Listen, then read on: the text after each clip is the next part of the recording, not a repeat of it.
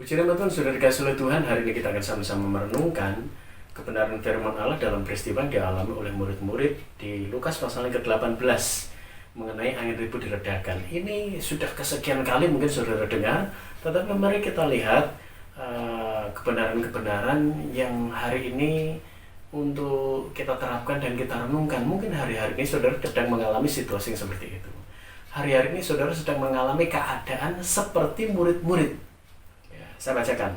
Pada suatu hari Yesus naik ke dalam perahu bersama-sama dengan murid-muridnya dan ia berkata kepada mereka, marilah kita bertolak ke seberang danau. Lalu bertolaklah mereka. Dan ketika mereka sedang berlayar, Yesus tertidur.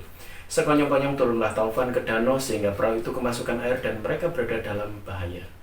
Hari-hari ini mungkin saudara sedang berada dalam bahaya. Ada badai, topan, dan gelombang. Dan murid-murid mengalami itu. Apakah Yesus juga tidak tahu bahwa perahu dan murid-muridnya, bahkan dia sendiri sedang berada dalam bahaya? Ayat 24. Maka datanglah murid-muridnya membangunkan dia, katanya, guru-guru, kita binasa. Ia pun bangun lalu menghardik angin dan air yang mengamuk itu, dan angin dan air itu pun reda dan danau itu menjadi teduh. Murid-murid membangunkan Yesus. Seringkali ayat ini juga dipakai untuk menjelaskan bahwa ketika kita berada dalam keadaan kritis, kita harus bertindak seperti murid-murid yang segera berseru membangunkan Yesus. Ya, saudara, pemahaman yang seperti ini kita tidak samakan dengan pemahaman yang sedang dilakukan oleh murid-murid Tuhan. Murid-murid membangunkan Yesus bukan porsinya mereka menganggap Yesus sebagai Tuhan, tetapi mereka membangunkan justru mereka berkata, Guru, kita binasa. Artinya, Guru, engkau yang memimpin, engkau pemimpin kami, lakukan sesuatu.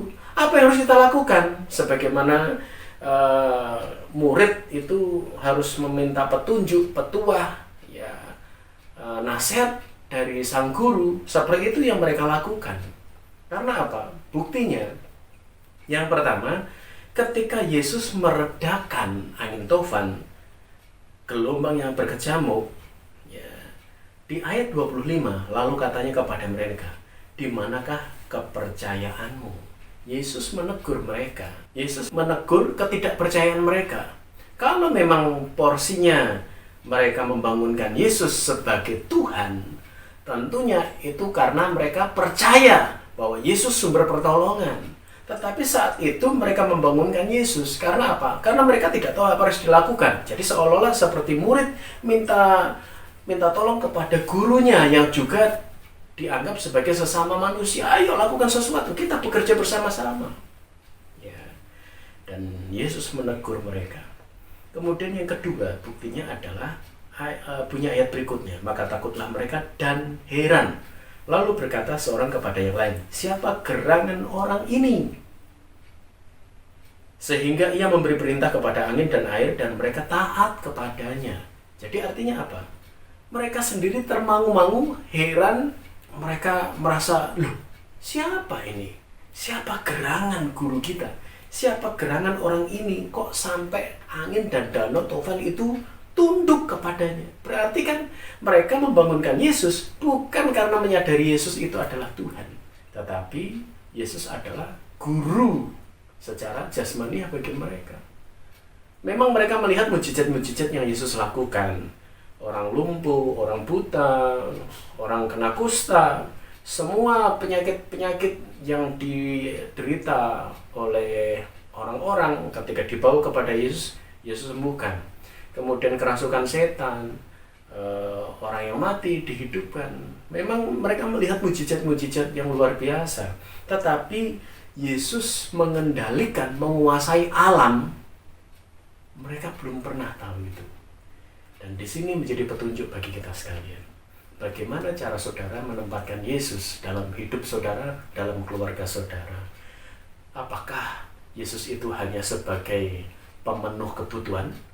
Yesus itu hanya sebagai sang penasehat, sang guru yang kita butuh nasihat, ya, ketika kita sedang mengalami jalan buntu, yang membutuhkan kerjasamanya ketika kita sedang mengalami kesulitan, hanya sebagai partner saja, hanya sebagai pembimbing saja, atau saudara menempatkan dia sebagai Tuhan yang berotoritas atas hidup kita, yang membimbing hidup kita, mengarahkan, menuntun kita kepada kebenaran, yang mengubah hidup kita menjadi pribadi yang baru, dan yang membawa kita untuk menjadi saksi-saksi kebenarannya.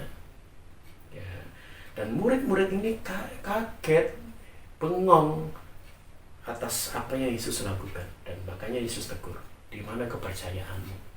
Di mana keyakinanmu? Perenungannya kan gini secara sederhana. Coba kalau murid-murid itu percaya dan meyakini Yesus itu adalah Tuhan. Ketika mereka lihat perahu itu diombang-ambingkan, sudah, mau tenggelam. Di kapal ada Yesus kok, di perahu ada Yesus kok. Kalau kita tenggelam, ya Yesus pasti ikut tenggelam. Tapi yang jelas, kalau kita tenggelam, tidak mungkin Yesus membiarkan kita tenggelam dalam bencana ini. Dia pasti campur tangan. Makanya Tuhan katakan, nah seperti itu yang harusnya nilai kepercayaan itu. Di mana kepercayaanmu?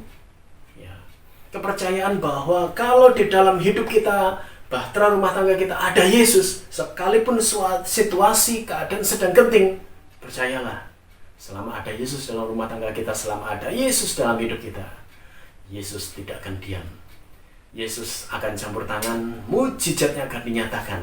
Yang penting adalah kita harus menempatkan dia benar-benar sebagai Tuhan dan Juru Selamat, menempatkan dia dan menghormati dia, takut akan dia, dan mempercayai bahwa kalau Yesus ada dalam hidup saya, maka semuanya Tuhan akan campur tangan. Tetapi dia pun juga menguji lewat situasi dan keadaan, supaya dalam hidup kita memiliki keyakinan penuh bahwa Yesus sumber segala-galanya, sumber pertolongan. Puji nama Tuhan. Tuhan memberkati kita satu dalam doa. Terima kasih Bapa di surga, Engkau ingin melatih kami untuk kami belajar percaya, untuk kami belajar meyakini kalau Engkau ada dalam hidup kami, ada dalam keluarga kami, Engkau tidak akan pernah tinggal diam. Terima kasih ya Tuhan, kami mau tetap percaya dan menjadikan Engkau sepenuhnya sebagai Tuhan di dalam kehidupan kami, sumber segala-galanya dalam hidup kami. Terima kasih ya Bapa, di dalam nama Tuhan Yesus Kristus kami berdoa dan mengucap syukur. Haleluya. Amin.